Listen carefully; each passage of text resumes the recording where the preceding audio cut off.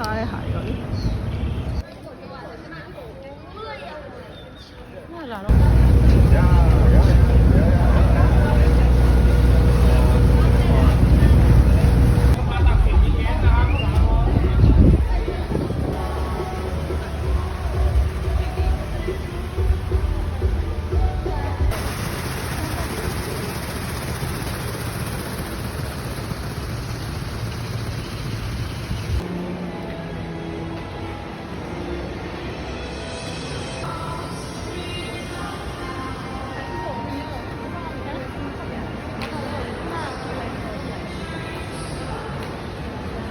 တော်ပြီလေမဟုတ်လားညီသုံးတယ်ဝယ်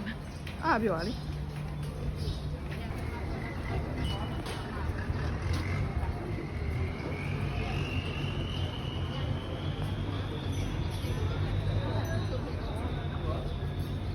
နေရခလေးတော့မခေါ်ရဘူးနော်တဲ့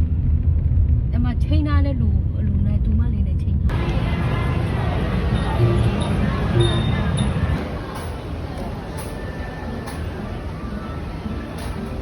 อันนี้อ่ะဒါဟုတ်ပါ